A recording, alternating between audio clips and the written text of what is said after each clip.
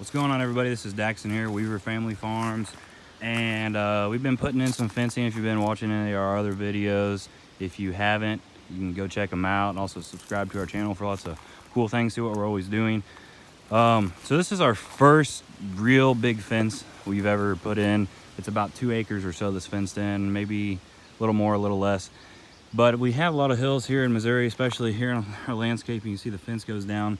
And even though we stretched it with the winch, you still get spots where, like this, where it wants to come off the ground, and all you got to do really is push that down and use more of these and hope it holds it. But what this video is about is when you're on these angles, you can try to angle your wire as much as you can to try to get your degree just right. And I'm sure there's plenty of ways to do that. What I do, and let me grab my pliers here, is you end up with some slack in situations like this where the fence is loose. Now I've already pretty well went through and fixed this. It's a lot better than it was. But like some of it, you can see the wires just kind of like scrunched up and loose, and some of it is tight, and that's mainly due to it being on a hill. You know, if you're running on a straight flat area, you don't really have that problem as much. But anyway, you can go through, and without going more than like 90 degrees, because it will make your wire weaker from what I understand. And it's kind of hard to do this with one hand, especially since I've already tightened it. But what you can do is take this and twist. And what this is doing is actually making the wire shorter, if that makes sense. I'm shortening the wire by twisting it. You can go and see some of these I've already done. And what that does, like I said, is makes your wire shorter, and it really tightens up your fence. I've seen other people do this on old fence that needs tightening. You know, you don't want to redo the posts and everything.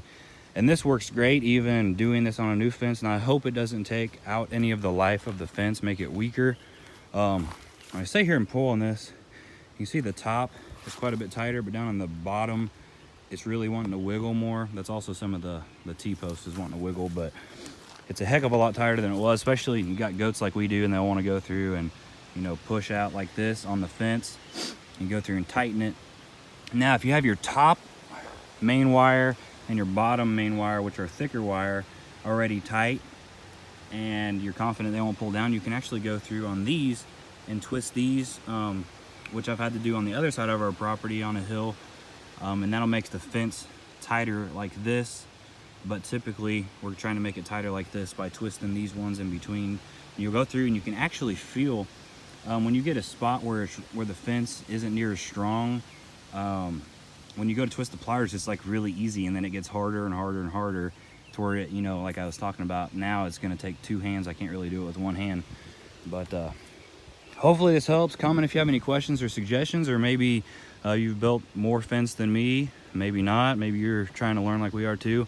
There's all types of ideas. Feel free to comment below this video with your ideas and things like that. Thanks for watching. See you later. Bye-bye.